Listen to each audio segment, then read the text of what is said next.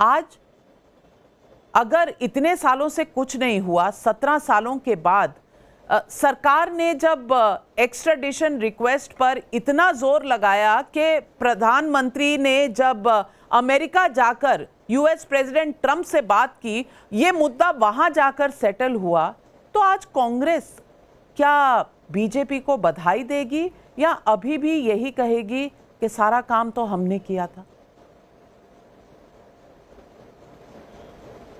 नहीं, नाविका जी नमस्कार। सबसे पहले आपका एक शुरुआती बयान पे मैं थोड़ा आपत्ति दर्ज करना चाहता हूं, फिर आपका सवाल पे आता हूं। पहला बात आपने बोला है कि क्या ये कोई खास वोट बैंक को नाराज करने का हो जाएगा बोलकर ये कार्यक्रम इस तरह से स्थगित या स्लो कर दिया गया। नाविका जी देखिए, बोलना बहुत आसान है, लेकिन हिंदुस्तानी मुसलमान होने का नाते मैं ये दावा के साथ बोल सकता हूँ कि ना तो अजमल कसाब हिंदुस्तानी मुसलमान था, ना तवार राना हिंदुस्तानी मुसलमान है। तो इस तरह से लंचन या जनरलाइज कर या किसी को स्टीरियोटाइप प्लीज मत कीजिएगा। दूसरी बात, आप जो सवाल पूछ रही है अभी, 1997 में अमेरिका के साथ में एक्स्ट्राडिशन ट्रीटी भी भारत के यूपीए सरकार ने किया था। 2008 में जो ये आतंकवादी हमला हुआ उसके तुरंत बाद 2009 में डोसियर रेडी किया हमारे पी चिदम्बरम साहब ने, उन्होंने अमेरिका को सौंपा। आज इतना 2009 से लेकर 2013 तक कई लीगल कॉम्प्लिकेशंस आए अमेरिका के कोर्टों में, लेकिन हर जगह हिंदुस्तान की सरकार वहां पे मुस्तैदी से खड़ी रही और अपना दलीलें पेश करती रही। आज 2014 से लेकर 2023 तक नरेंद्र मोदी की सरकार सत्ता में है। ये बता दें कि ये 10 सालों में उन्होंने क्या कार्रवाई किया इस मैटर को लेकर? नहीं। जब ये लीगल प्रोसेस में हमारा हिंदुस्तान के सिपाही, जब हिंदुस्तान के जो एजेंसीज है, जिस तरह से अमेरिका में लीगल प्रोसेस को जाकर हस्तक्षेप किए, दस्तावेज पेश किए, एक कानूनी तहत के तहत एक अमेरिकन जजों ने इसका एक्स्ट्राडिशन का रिक्वेस्ट एक्सेप्ट किया और आज ये आतंकवादी हिंदुस्तान में आ रहा है अपने अंजाम भुगतने के लिए। लेकिन ये कह देना कि आज वहां पे मनमोहन सरकार ने कुछ नहीं किया, अब तो जो है कि हमारे प्रधानमंत्री कमरुज़्ज़मान चौधरी मैं ये कह रही हूं, ये कहा है फॉर्मर यूएस प्रेसिडेंट ओबामा जी ने अपनी किताब में, और उन्होंने ये कहा है कि एक्शन नहीं लिया गया और शायद वोट बैंक की पॉलिटिक्स और इंडियन मुस्लिम्स का रिएक्शन क्या रहेगा उसकी वजह से इंडिया के सरकार ने एक्शन नहीं लिया। मेजर गौरव आर्या, मैं आपसे पूछूंगी, क्या मैं गलत कह रही हूं? क्या मैं गलत कह रही हूं कि तब के इंडियन एयरफोर्स के एयर चीफ मार्शल फली होमी मेजर ने ये कहा है अपने औपचारिक कमेंट्स में, और आज ही हमने आपको इंटरव्यू के वो अंश भी दिखाए जिसमें उन्होंने कहा है कि हमें बुलाया गया, हम पूरी तैयारी के साथ गए और कहा हम तैयार हैं 18 घंटों में पाकिस्तान पर हमला करने के लिए। लेकिन 15 दिन तैयार रहने के बाद भी सरकार ने इस पर कोई फैसला नहीं लिया। ये क्या दिखाता है गौरव आर्या जी?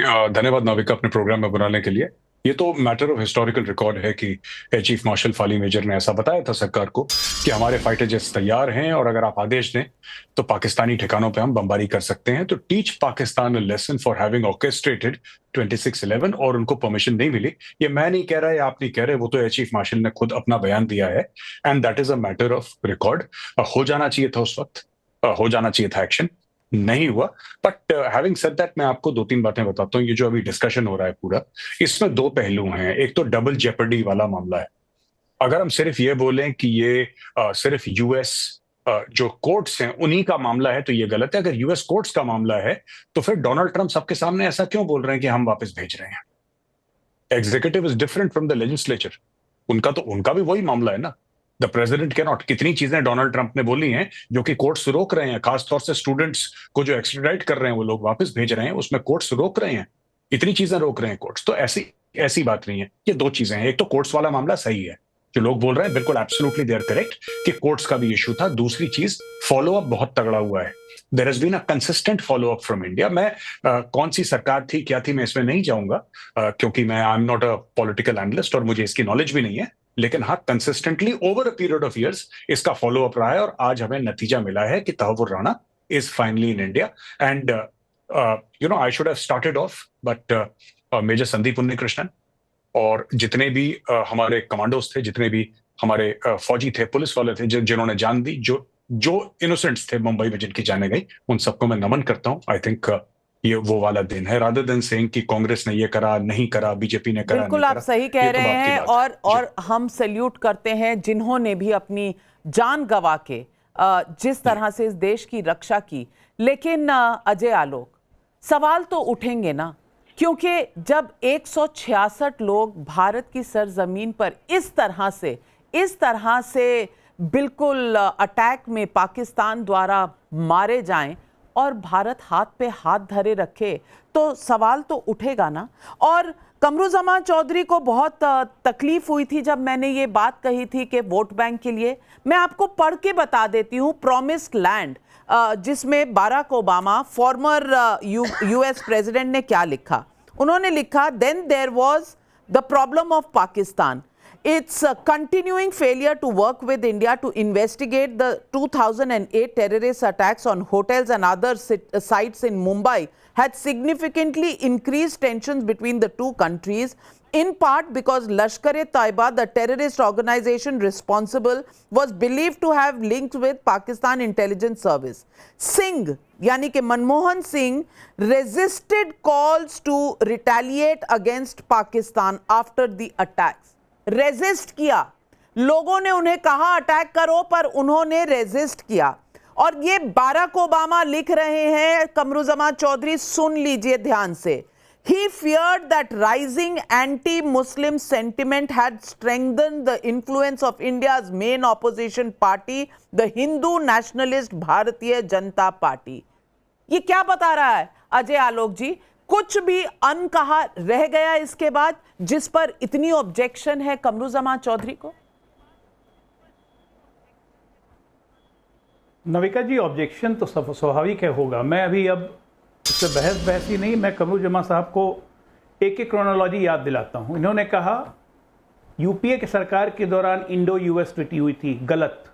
97 से 98 Salim sherwani minister of state external affairs और स्ट्रोप टालबॉट के बीच में 97 में एक्सट्राडिशन ट्रीटी हुई थी, led by government, led by IK. Gujral, third front government, supported by Congress. It was not a UPA government. पहली गलती यहाँ। दूसरी गलती, 2004 से लेकर 2006 के बीच में ये राणा और हमारा हेडली कम से कम 40 बार हिंदुस्तान घूम चुके 2008 के बीच में। इन पे कोई रेकी नहीं हुई, इन पे कोई फ्लैग ऑफ नहीं हुआ। और इंस्पाइट कि हेडली साहब के कनेक्शन स्टैब्लिश थे लश्कर-ए-तोयबा से, this Rana was able to get him an Indian visa. This is also recorded on in US court. ये मैं नहीं कह रहा हूँ, यूएस कोर्ट में रिकॉर्डेड है। अब आइए 2009 में इनको गिरफ्तार किया जाता है, हेडली को भी और राणा को भी, बाय यूएस अथॉरिटीज। 2 चार्जेस थे। पहला चार्जेस था डेनमार्क एम्बेसी के बाहर मोहम्मद साहब के कार्टून बनाने के लिए, गले काटने के लिए जर्नलिस्ट का चार्ज, और दूसरा Mumbai bomb blast, Mumbai attack के लिए। इनको अरेस्ट किया गया 2009 में। 2008 से लेकर 2011 3 साल हमारी देश की सबसे प्रीमियर एजेंसी को लग जाते हैं चार्जशीट फाइल करने में। किसके खिलाफ? इस राणा के खिलाफ, हेडली के खिलाफ, हमारे कसाब के खिलाफ 3 साल लग गए चार्जशीट फाइल करने में। नतीजा क्या हुआ? 2009 में अरेस्ट किया हुआ ये राणा, 2013 में उसको सजा हो जाती है। यूएस का लॉ क्या कहता है? अगर सजा हो गई है तो एक्स्ट्रेडिशन नहीं हो सकती है, और इसीलिए एक्स्ट्रेडिशन नहीं हुई कमरू साहब 2014 से लेकर अभी तक। बीच में कोरोना के कारण इसको 5 साल का सुपरवाइज इम्प्रिजनमेंट था, वो खत्म होता है, और बीच में हमारी सरकार एक्स्ट्रेडिशन फाइल कर देती है और उसको हम लेकर आ जाते हैं 25 में कंटिन्यूअसली। अब मैं मुंबई, हम लोग की एक और बात याद दिलाता हूं आपको नविका जी, आप रिपोर्टिंग कर रही थी, आपको याद होगा सारे टेररिस्टों ने कलावा पहना हुआ था इस तरह से, सारे टेररिस्टों ने, ताकि इसे हिंदू आतंकवाद का नाम दिया जा सके। 2008 के बाद 2009 में राहुल गांधी ने कहा था यूएस एम्बेसडर्स के कि this Hindu terrorism is more dangerous than Islamic terrorism. ये लगातार एक क्रोनोलॉजी है जिसको मैं डिफाइन कर रहा हूं। अगर एक भी चीज गलत है तो मुझे बोल दीजिए, मैं माफी मांग लूंगा आप सबसे।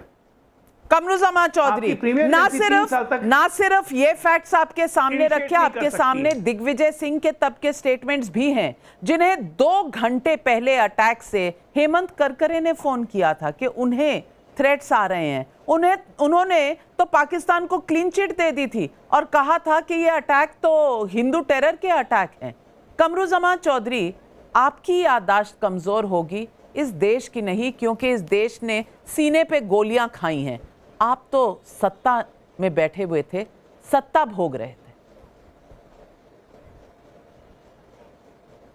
नाविका जी, बड़ा शर्म की बात है कि आज यूपीए सरकार हो, चाहे एनडीए सरकार हो, चाहे मनमोहन सिंह हो, चाहे नरेंद्र मोदी जी हो, कोई ऐसा एक प्रधानमंत्री बताइए जो देश हित में काम नहीं किया हो। आज डेविड हेडली, जिसका बयान पे आज तवारुराना हिंदुस्तान वापस लाया गया, वो है कहाँ पे आज के डेट में? उसको कैसे 35 साल का सजा हुआ इंदिरा अमेरिका में? गांधी हिंदुस्तान का वजह से हुआ है, हिंदुस्तान का सरकार का वजह से। लेकिन कांग्रेस पार्टी कभी भी ये बात नहीं बोलती है कि हमारा वजह से ये काम हुआ देश हित में, हमारा वजह से ये काम हुआ देश हित में। कमरुज़्ज़मान चौधरी थोड़ा सा पढ़ लिया करिए।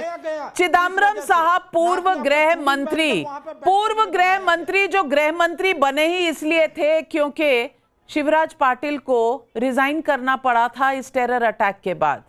उनका आज का स्टेटमेंट पढ़ लीजिए। वो कह रहे हैं कि छाती ठोकिए मत, काम हमने किया था। वो ना कहते तो आज ये मुद्दा भी ना उठता, लेकिन कहा है तो फिर यादाश्त ताजा करना हमारा फर्ज भी बनता है कमरुज़्ज़मान चौधरी। लेकिन तू मैं से पहले मैं हेमंत बावडनकर जी से पूछना चाहती हूँ। हेमंत बावडनकर जी, आपने पुलिस टीम के साथ कसाब को पकड़ा था, क्या वो दौर था? क्या हुआ था उस दिन? कैसे दिल दहला था मुंबई का?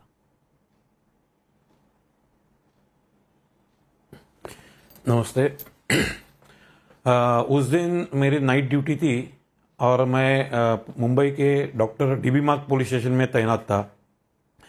हमारे सीनियर इंस्पेक्टर नागप्पा रायप्पा माड़ी, इन्होंने मुझे उनके चेंबर में बुला के इन्फॉर्मेशन दी कि ताज, ट्राइडेंट और सीएसटी में गोलीबारी चालू हुई है, आप तुरंत गिरगांव चौपाटी पे जाके नाकाबंदी शुरू कर दीजिए। मैं तुरंत सर के आदेश का पालन करते हुए गिरगांव चौपाटी पे पहुंचा। वहां हमारे जो बीट चौकी है, वहां के 4 कांस्टेबल की मदद से हमने इनिशियली विदाउट पुटिंग बैरिकेड्स ऐसी नाकाबंदी हमने शुरू की। वहां की जो चौपाटी है, वहां पे सैलानी आए हुए थे, वहाँ फूड हब है, मॉल है, वो हमने इवैक्यूएट किए और 11 बजे हमने प्रॉपर जो नाकाबंदी होती है बैरिकेड्स लगा के वो हमने शुरू कर दी थी। उस वक्त मेरे साथ 15 और पुलिस अधिकारी और अमलदार थे। उनमें हमारे तुकाराम ओमड़े जी थे, संजय गोविलकर थे, भास्कर कदम थे। और करीब 12:15 बजे हमको कंट्रोल रूम से एक मैसेज आया कि स्कोडा कार में 2 टेररिस्ट है और वो गिरगांव चौपाटी की ओर बढ़ रहे हैं। तो हमने 2 टीम वहां पे फॉर्म की।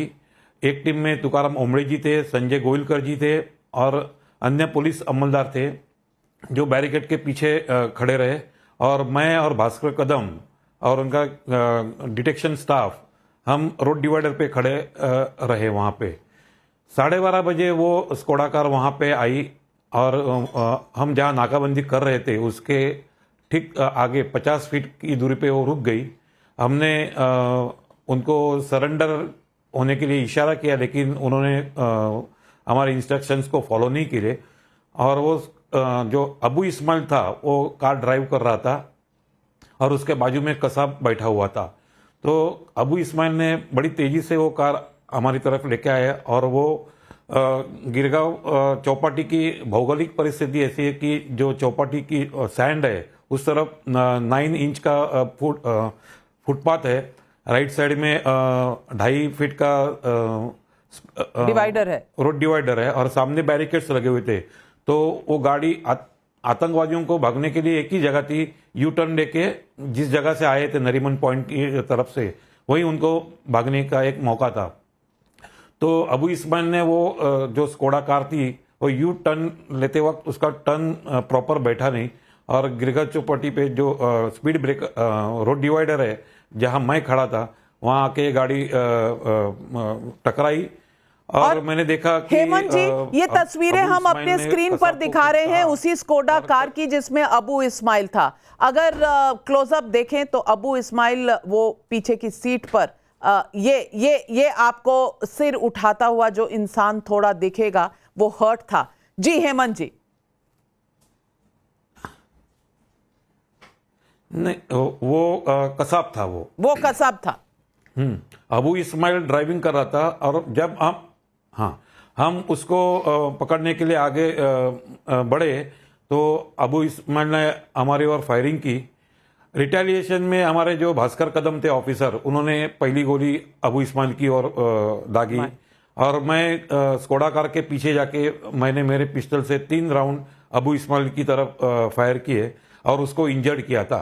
उस वक्त कसाब जो बाजू के सीट पे बैठा हुआ था वो हैंड्सअप स्थिति में बैठा हुआ था। ही प्रिटेंडेड टू बी सरेंडर्ड, पर वो सब उसके ढोंग थे, क्योंकि बाद में उसने दरवाजा खोल के नीचे उतरा। उस वक्त हमारे बैरिकेड्स के पीछे जो तुकाराम ओंबळे जी थे, संजय गोविलकर थे, जो टीम थी वो उसको पकड़ने के लिए जब दौड़ी तो कसाब ने अपने जैकेट में छुपाई हुई AK-47 राइफल निकाली और अंधाधुंध फायरिंग की। वो फायरिंग हमारे तुकाराम ओंबळे जी ने अपने शरीर पर ली और गोलियां लगने के बावजूद भी उन्होंने कसाब की जो पकड़ थी वो ढीली नहीं की और इसकी वजह से हमको कसाब को जिंदा पकड़ने में कामयाबी मिली। ऐसा मुझे कसाब को पकड़ने में सबसे ज्यादा योगदान रहा वो हमारे तुकाराम ओंबळे जी का रहा है। और बहुत सही कह रहे हैं। और वो उस समय की बात सुनकर आज भी मेरे रोंगटे खड़े हो जाते हैं, क्योंकि उस दिन पूरी रात हम न्यूज रूम में बस अगले 3 दिन हमने 62 घंटे भारत को कैसे अपने घुटनों पर लाया गया ये हमने देखा। लेकिन हमने ये भी देखा कि किस तरह हमारे यहाँ किस तरह से दलेर पुलिस वाले थे जिन्होंने फाइट बैक किया, जान गंवाई लेकिन कसब को पकड़ा। ये सब हमने देखा। और विवेक श्रीवास्तव, आज सवाल उठ रहे हैं कि किसने ज्यादा काम किया। मैं पूछना चाहती हूँ, अजय आलोक जी ने अभी कहा कि 2011 में तो एक्विट हो गए थे मुंबई ब्लास्ट केस में, मुंबई टेरर अटैक्स में एक्विट हो गए थे तहव्वुर राना। कोर्ट ने मना कर दिया था, एक्स्ट्रेडिशन नहीं होगा। तब मोदी जी ने क्या कहा था गुजरात के सीएम होते हुए? पहले सुनवाती हूं और फिर आपसे सवाल पूछती हूं।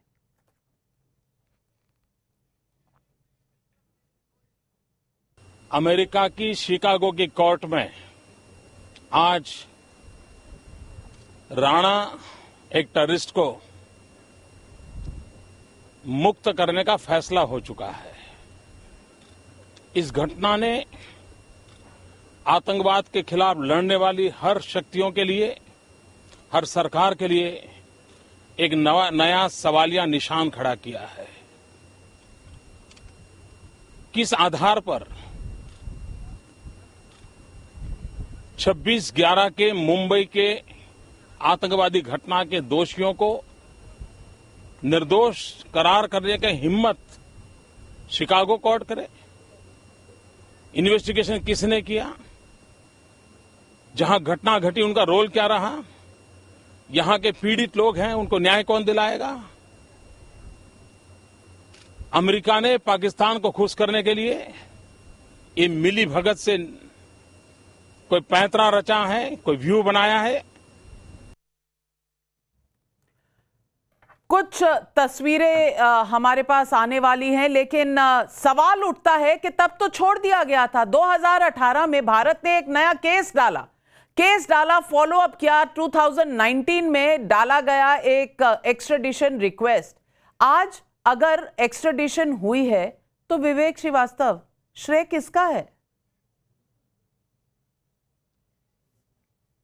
अब आप मेरी बातों को थोड़ा सा समय दें। पहली तस्वीरें दिखा रही हूं इस वक्त। अगर हम इन तस्वीरों को बड़ा कर सकें, ये तस्वीरें हैं पहली तहव्वुर राणा के आने की। वो ब्राउन से कपड़े, लंबी सफेद दाढ़ी, सफेद बाल, NIA के वहां पर जो इंस्पेक्टर्स हैं वहां पर उनके साथ मौजूद हैं। और ये पालम एयरपोर्ट की पहली तस्वीर हमारे पास आ रही है। तहव्वुर राणा भारत वापस लाया गया है। ये फ्लाइट कल सैन फ्रांसिस्को से चली है। बीच में मिडिल ईस्ट की किसी अननोन लोकेशन पर रिफ्यूलिंग हुई है, वहां कुछ देर ठहरना पड़ा था प्लेन को। और अब दिल्ली के पालम हवाई अड्डे पर ये प्लेन लैंड किया है। दाते, एडीजी दाते इस वक्त उस टीम के मेंबर हैं जो तहव्वुर राना को वहां से लेकर आए हैं और पूरी इन्वेस्टिगेशन के इंचार्ज भी डीआईजी दाते हैं। और दाते ने उस वक्त के एटीएस में भी काम किया था जो 2008 में मुंबई में थे। अब एनआईए के इस पूरे इन्वेस्टिगेशन को अंजाम देने के लिए वो अमेरिकी कोर्ट से और शिकागो के प्रिजन से छुड़वाकर और एक्स्ट्रेडिशन की पूरी ये लेकर कस्टडी तहव्वुर राना की पहुंचे हैं। बड़ी खबर इस वक्त, ये तस्वीर तहव्वुर राना की पहली तस्वीर भारत पहुंचने के बाद। अब से कुछ ही देर पहले ये प्लेन लैंड हुआ है, वहां मेडिकल चेकअप हुआ है और अब तहव्वुर राना की ये पहली तस्वीर जो पीछे से ली गई है, सामने की तस्वीर आना अभी बाकी है। विवेक श्रीवास्तव, बड़ी उपलब्धि। देखिए, नहीं बड़ी उपलब्धि है, लेकिन सभी सरकारों का योगदान है। अब देश 2014 में तो आजाद हुआ नहीं, बहुत बड़े रीअपील वाले बनते हैं तो 2014 में आप आ गए थे सत्ता में, 2018-19 4 साल लग गए आपको रीअपील के, क्योंकि सभी सरकारें पीरियोडिकली रीअपील कोर्ट में करती रहती हैं। ये भी बोलिए, आप बराक ओबामा को कोर्ट कर रही हैं। बराक ओबामा भगवान थे, और अगर भगवान थे वो टाइम मैगजीन का एडिटर भी भगवान होगा जिसने कहा ये चीफ मिनिस्टर जो है ये डिवाइडर इन चीफ है। हमारे प्राइम मिनिस्टर नरेंद्र मोदी को बोला, वो अमेरिका के प्रेसिडेंट जिन्होंने कहा कि हम नहीं आने देंगे नरेंद्र मोदी को, चीफ मिनिस्टर गुजरात को 10 साल तक वीजा नहीं दिया अमेरिका में, उसको भी कोर्ट करिए आप। वाजपेयी ने अगर शांति वार्ता करी तो उसको भी कोर्ट करिए आप। यहां कहा जा रहा है साहब एयर चीफ मार्शल ने कहा कि हमें तो अटैक कर देना चाहिए। अब ये प्रोटोकॉल साहब भारत में मोदी के पहले नहीं था कि फौजी आकर के एडवाइस करेगा कि फॉरेन पॉलिसी क्या हो। The defence forces must know their place, और गौरव आर्या यहां बैठे हुए हैं। Protocol defence forces must know their place. Gaurav Arya, defence forces देश को प्रोटेक्ट करती है और तीनों एयर चीफ को बुलाया गया। वो खुद सैर सपाटे के लिए नहीं गए थे, प्राइम मिनिस्टर्स ऑफिस में बुलाया गया जहां पर रक्षा मंत्री, प्रधानमंत्री, नेशनल सिक्योरिटी एडवाइजर सब वहां मौजूद थे और तीनों सर्विस चीफ्स को बुलाया गया। और विवेक श्रीवास्तव कहते हैं कि प्रोटोकॉल फॉलो करना चाहिए। 166 लोग मर गए, प्रोटोकॉल फॉलो करना चाहिए। नाविका, मैं एक बात बताता हूं जो विवेक जी की अपनी राय है। He has got his own opinion and I will not say anything against him, but ये कहना कि the armed forces must know their place, ये गलत बयानिया है। ठीक है, nobody has gone over the head of the prime minister, nobody can. All the chiefs report to the political hierarchy of this country and everybody knows his place. इसीलिए भारत में कभी martial law नहीं हुआ, ना ये हो सकता है भारत में, ना ये पॉसिबल है भारत में, ना किसी ने कोशिश करी, ना अपने सपनों में किसी ने सोचा। तो ये कहना कि the armed forces must know their place, अगर मैं हिंदी में इसका अनुवाद करूं कि फौजियों को अपनी औकात पता होनी चाहिए, ये गलत शब्द हैं। और आई डोंट माफी मांगिए विवेक श्रीवास्तव जी, आज तो माफी बनती है। जो लोग इस देश की रक्षा करते हैं उनके लिए ये शब्द आपके बिल्कुल फॉलो करोगे ना। एक बात कहना चाहता हूं, chief marshal can not go into the air chief martial गलत है, बराक ओबामा भगवान नहीं है। चाहते क्या है अजय आलोक जी? अजय आलोक जी, विवेक श्रीवास्तव चाहते क्या है? कहना चाहता हूं, नहीं तो time I just want to make a single point. Vivek please allow me. मैं सिर्फ ये कहना चाहता हूं कि जब भी ऐसी इमरजेंसी होती है, चीफ से पूछा जाता है कि क्या रिस्पॉन्स होना चाहिए, उनकी राय ली जाती है।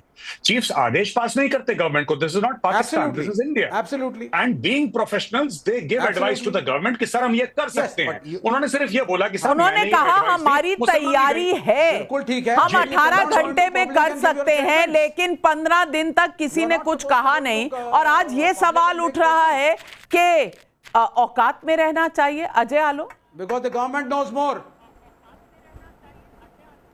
देखिए, ये इनकी पुरानी आदत है और विवेक श्रीवास्तव जैसे इकोसिस्टम के लोग छटपट इसलिए कर रहे हैं कि तहव्वुर राना यहां आ गया है। देखिए, ये तो ऑलरेडी सजा काट रहा था ना, जेल में यहां भी रहेगा, उससे मतलब नहीं है इनको। ये इतनी सिक्योरिटी जो लगाई हुई है, 3 रूट चेंज करके ले जाया जा रहा है, तिहाड़ में स्पेशल सेल में रखा जाएगा, full security. Why? He has a threat of life. क्यों? क्योंकि इस इकोसिस्टम से, क्योंकि तहव्वुर राना जब उगलेगा तो सिर्फ पाकिस्तान नहीं उगलेगा, अब पाकिस्तान के नेटवर्क नहीं उगलेगा, वो अपने हिंदुस्तान के हैंडलर्स को उगलेगा, हिंदुस्तान के नेटवर्क्स को उगलेगा। नविका जी, एक छोटी सी जानकारी देता हूं आपको। और 2011 के शिकागो कोर्ट में भारत सरकार की तरफ से एक भी रिप्रेजेंटेटिव ने, लोकल अमेरिकन, वहां पे एक भी लॉयर को हायर नहीं किया गया था। एक छद्म सा लॉयर इसके अगेंस्ट में कि तहव्वुर राना को छोड़ा ना जाए, निर्दोष ना साबित किया जाए, यह भारत सरकार की जिम्मेदारी थी कि अपना केस फाइट करती।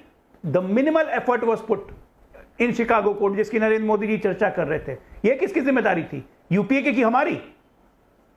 आप ये बताइए कि पॉल गार्लिक क्यूसी, ये लॉ फर्म है एक, जो भी शिकागो कोर्ट में इसका केस लड़ रही थी। बिल्कुल, बड़े बड़े बैरिस्टर क्वींस काउंसिल्स हायर किए थे तहव्वुर राणा ने, और हमारे यहां से किसी को नहीं किया गया था। सवाल तो बनता है कि ये केस क्यों इतना वीक बनाया गया था। और कमरुज़्ज़मान चौधरी, सवाल पब्लिक भी पूछ रही है। ओम प्रकाश खंडेलवाल का जयपुर से सवाल है, प्रत्यार्पण के समझौतों के तहत तहव्वुर राणा को फांसी नहीं दी जा सकती, लेकिन क्या उसे ऐसी सजा मिलेगी जो मिसाल बन सके?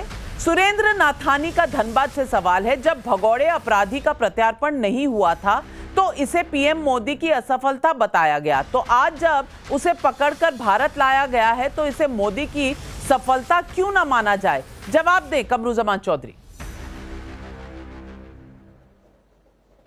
देखिए, पहले बात तो तहव्वुर राणा जिस केस में बरी हुए थे, आप लोग बोल रहे हो, वही केस में उसको 14 साल का सजा भी हुआ था और वही कोर्ट ने सजा सुनाया था। तो ये गलतफहमी में मत रहिए कि किसी माफ कीजिए, आपकी समझ में थोड़ी गड़बड़ है। डेनमार्क वाले केस में सजा मिली थी, लेकिन मुंबई के टेरर अटैक में सजा नहीं मिली थी। कमरुज़्ज़मान चौधरी, पढ़ लिया करिए। काउंट में हुआ था। नहीं मैडम 2 काउंट में हुआ था। डेनिश अखबार जेलंस पोस्टन का केस में हुआ था, फिर एलईटी का क्या बोलता है मटेरियल सपोर्ट प्रोवाइड करने के लिए हुआ था। एक ही कोर्ट ने He was acquitted because there was no direct association found with लश्कर-ए-तोयबा. That was the observation of court. 14 साल का सजा हुआ था वहां पे। आज इतना साल बाद में नरेंद्र मोदी का झूठ का 5 साल की सेंटेंस सजा थी। मिला यहाँ पे। एक प्रोपेगेंडा फैलाते हैं लोग, एक प्रोपेगेंडा फैलाते हैं राष्ट्रीय चैनलों में आकर, ये झूठ पे झूठ, लेकिन ये भूल जाते हैं कि इतिहास और लोगों को भी मालूम है, और लोग भी रिसर्च करके आते हैं चैनलों में। लेकिन ये बात नहीं है नाविका जी। दूसरा बात, आज पुलवामा में 40 फौजियों का शहीद हुआ, आतंकवादी ने किया नरेंद्र मोदी जी का अमल में। आज 500 kg RDX वहां पे कहां से आया, इसका तो जवाब हम में से किसी को मिला नहीं है।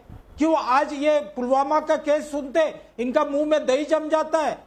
आज यहाँ पे तहव्वुर राणा को लेकर चलिए, लेकिन तारिक खान भाई, आपसे पूछना चाहूंगी, क्या ये ओछी राजनीति नहीं है? मैं कोट कर रही हूं तो कोट कर रही हूं बराक ओबामा को, मैं कोट कर रही हूं तो interview former Indian air force chief air chief martial को, लेकिन हर सवाल पर सवाल उठाने वाले कमरुज़्ज़मान चौधरी कुछ मानने को तैयार ही नहीं है। और ये मुद्दा उठता ना अगर चिदम्बरम साहब ने आज ये स्टेटमेंट ना इशू किया होता। मैं पूछना चाहती हूं कि क्या 2018 और 2025 के बीच में जो इस सरकार ने कार्रवाई की, क्या उसी का नतीजा आज देखने को मिल रहा है? मैम देखिए, सबसे पहले तो मुबारकबाद नेशनल इन्वेस्टिगेशन एजेंसी को, और नेशनल इन्वेस्टिगेशन एजेंसी का गठन 2008 में हुआ और 31 दिसंबर को वो पास हुई, और तब शायद भारत में भारतीय जनता पार्टी की सरकार थी। आप लोग ज्यादा काबिल हैं, जानते होंगे, मैं थोड़ा कम पढ़ा लिखा हूं। खैर, मुबारकबाद, भारत की धरती पर आकर जिन लोगों ने भारतीयों का खून बहाया उनको कड़ी से कड़ी सजा मिलनी चाहिए। हम इसकी पैरोकारी करते हैं। अभी बीजेपी के प्रवक्ता ने कहा हमारे हेडली, आप ही के हैं साहब, आप ही के हैं हेडली। क्यों? अमेरिका ने लगातार हेडली को बचाया। उस वक्त के जो गृह सचिव थे उनका नाम था जेकी पिल्ले। पिल्ले साहब ने कहा कि ये जो साहब राणा हैं, इनको जो पकड़ के लेके आए हैं ये सिर्फ मोहरे थे, जो असली कल्प्रिट था उस मामले में वो हेडली था। हेडली कहां है? आपके बड़े अच्छे रिश्ते, हेडली को लेके आना चाहिए। मगर तब जब आप 70 लाख का हीरा गिफ्ट करते हैं वहां की प्रथम महिला को, तब आप ये नहीं कह पाते कि हेडली जैसे आतंकवादी को वापस करो, तब आप चुप रहते हैं। दूसरी बात मैम, अगर प्रधानमंत्री मनमोहन सिंह ने रेजिस्ट किया था, आपने कहा हमले को, ठीक है, लेकिन वो तो 14 में चले गए थे मैम। फिर पता नहीं कौन बिरयानी खाने चला गया अचानक वहां पर, पता नहीं कौन गया, गले मिला, शादी में बिटिया को गिफ्ट दिया, पता नहीं कौन था वो प्रधानमंत्री, मुझे पता नहीं है उनका नाम क्या है ma'am. Please give me the name of that great. Ajay Alok ji जवाब दें। हाफिज सईद वही थे, चले गए थे। हाफिज सईद भी पाकिस्तान के पास था। और देखिए नविका जी, इनको बहुत चीज नहीं पता है, अच्छी बात है। अच्छा, अब सुनिए, अब जवाब सुनिए ना, टाइम कम होता है, जवाब सुनिए। आपको तो ये भी नहीं पता होगा कि वो कौन प्रधानमंत्री था जिसने प्रधानमंत्री ने घुस के सर्जिकल स्ट्राइक की, उसके बाद एयर स्ट्राइक की, आपको नहीं पता होगा। वो कौन प्रधानमंत्री था जिससे सेना को खुली छूट दी कि एक गोला मारे तो तुम गोलों की फौज मारो, आपको नहीं पता होगा, क्योंकि आपको ना दिखाई देता है ना सुनाई देता है ऐसा प्रधानमंत्री का नाम। वैसे नविका जी, आपके पैनल पे लगता है काफी लोग को सेलेक्टिव डेफनेस हो गई है। मैंने ओपनिंग स्टेट में बोला कि अमेरिकन लॉ है कि अगर कोई वहां पे सजा काट रहा हो तो उसका एक्सट्रेडिशन नहीं हो सकता है। यस। ना कमरू जमा को यह बात समझ में आई, ना विवेक श्रीवास्तव को समझ में आई, ना महाशय को समझ में आई। डेविड हेडली का एक्सट्रेडिशन नहीं हो सकता है क्योंकि वो सजा काट रहा है। राणा का एक्सट्रेडिशन तभी हुआ जब उसकी सजा पूरी हो गई थी, लेकिन इनको सजा समझ में नहीं आ रहा है। सेलेक्टिव हियरिंग है क्या? कान में भोपू लगा के बोलना पड़ेगा। अब आप सुनिए, मुझे चिंता सबसे बड़ी बात क्या है, अभी आप अपना इकोसिस्टम देख रही है ना यहाँ चैनल पे, अभी भारत में इकोसिस्टम खड़ा होगा। परसों से एनआईए कोर्ट की जब हियरिंग होगी, आप देखिएगा कोई सिब्बल खड़ा होगा, आप देखिएगा कोई सिब्बल खड़ा होगा, कोई सिंघवी खड़ा होगा, कोई हेगड़े खड़ा होगा, इस आतंकवादी की पैरवी के लिए भी। क्योंकि जब 20 मिलियन यूएस डॉलर अमेरिका में खर्च कर सकते हैं, यहाँ क्यों नहीं खर्च करेंगे? फिर ये इकोसिस्टम खड़ा होगा। आते के साथ हो गई है ना, ट्रांसपेरेंसी ट्रायल होना चाहिए, सब कुछ होना चाहिए, हो गया इनका देश पे तेल लेने। समझ नहीं पा रही है ये लोग बेशरम आदमी, इनसे तर्क पे बात करने। पब्लिक सवाल पूछ रही है। संजय मिश्रा का भदोही उत्तर प्रदेश से सवाल है। चिदम्बरम साहब कह रहे हैं कि तहव्वुर राणा की सफलता मोदी की सफलता नहीं, लेकिन क्या अब ये भी कहेंगे कि कन्याकुमारी से कश्मीर तक आतंकवाद पर जो ब्रेक लगा है वो भी मोदी की सफलता नहीं? मंजुला का नोएडा से सवाल है, क्या भगवा आतंकवाद के झूठ को हवा देने के लिए कांग्रेस ने आतंकियों पर कार्रवाई करने में ढिलाई की? सवाल पूछ रही है जनता। विवेक श्रीवास्तव जवाब दीजिए। देखिए, दो चीजें बड़े मैं क्लियरली बोलना चाहूंगा। सबसे पहली चीज तो यह है कि क्या हमारी सरकार ने अमेरिकियों से कुछ दस्तावेज लिए कि इस आदमी ने क्या किया है या क्या नहीं? आप इतना लेट एक्सट्रेडिशन इस मुल्क के अंदर हो रहा है और यहां पे अपनी वाहवाही के लिए जो ये जो राणा का फेस्टिवल मनाया जा रहा है, इनसे जरा पूछा जाए कि होने क्या जा रहा है। मैं तो ये जानना चाहूंगा, उस आदमी का ऑलरेडी वहां पे ह्यूमन राइट्स वाले खड़े राणा का फेस्टिवल बन रहा है। पूछताछ होने जा रही है। विवेक श्रीवास्तव 166 लोगों की मौत हुई है मुंबई टेरर अटैक्स में। आपको राणा का एक्सट्रेडिशन और भारत लौट कर आना फेस्टिवल लग रहा है, त्योहार लग रहा है। गौरव आर्या, इस तरह की मानसिकता को आप क्या कहेंगे? इस तरह की मानसिकता को क्या कहेंगे? बीमार हैं आप विवेक श्रीवास्तव जी, आप बीमार हैं, इलाज करवाइए। बहुत जल्द आपको इलाज की जरूरत पड़ेगी। आप दिमागी तौर पर, आपके जहन पर कोई बहुत ज्यादा दबाव है, आप बीमार हो चुके हैं। गौरव आर्या। नहीं नाविका जी, मैं क्या बोलूं, इन्होंने तो पहली फौजियों को बोल दिया कि तुम अपनी औकात में रहो। मतलब वर्दी हम पहने, सरहद पे हम खड़े रहें, सर हम कटाएं और औकात में भी हम ही रहें। तो ठीक है, फिर विवेक जी अपनी बात कर सकते हैं जो कर रहे। देखिए, बात यह है ना कि I do not belong to any political party, neither am I interested. लेकिन एक बात हमें माननी पड़ेगी कि यह बिना फॉलो अप के नहीं होता है। अमेरिकन लॉ ये नहीं कहता है कि हम लोगों को एक्स्ट्राडाइट करेंगे, ठीक है, you have to work for it. मैं ये नहीं कह रहा कि कांग्रेस पार्टी के लोगों ने काम नहीं करा, मैं वो पॉइंट नहीं बता रहा हूं। मैं कह रहा हूं आज की तारीख में जब वो आए हैं तो पिछले कई सालों से फॉलो अप हुआ होगा, वेरियस गवर्नमेंट्स ने फॉलो अप करा होगा, इस सरकार ने भी करा है। I think we all deserve to be congratulated today as Indians. That is number 1। Number 2, ये कहना कि ये राणा का त्योहार, कोई त्योहार नहीं, कोई त्योहार नहीं मना रहा। It is something that is very unfortunate that has happened. It's a huge national tragedy that has happened in Mumbai. और बस मैं ये बात हेमंत भावडनकर साहब, आपने माफ कीजिएगा, 1 मिनट विवेक श्रीवास्तव जी, 1 मिनट ठंडा सांस लीजिए। सांस, मुझे लगता है ऑक्सीजन सप्लाई की जरूरत है। सुरेंद्र सिंह रावत का यूट्यूब पर सवाल, क्या यह सच नहीं है कि 26/11 हमला हुआ तब कांग्रेस सरकार के गृह मंत्री अपने कपड़े बदल रहे थे? कुलदीप गोनियाल का नोएडा से सवाल है, गौरव जी 2014 से पहले भी वही फौज थी, वही पुलिस थी और आज भी वही है, लेकिन आज स्थिति अलग है, क्या कारण है? राकेश कौशिक का करनाल से सवाल है, अतीक अहमद और मुख्तार अंसारी का ये समाजवादी पार्टी वाले माफिया मानते हैं या नहीं, पूछिए इनसे। तारिक खान बता दीजिए, माफिया मानते हैं कि नहीं मुख्तार अंसारी और अतीक अहमद को? ब्रिजेश सिंह कौन है, पहले ये इनसे पूछ लीजिए या आप भी जवाब दे दीजिए। ये ब्रिजेश सिंह कौन है? नहीं, पहले ये भी तो सवाल होना चाहिए ना कि ब्रिजेश सिंह माफिया है या नहीं है उत्तर प्रदेश में, जिनके साथ 20 पुलिस वाले चलते हैं, वो आज की डेट में माफिया हैं या नहीं है?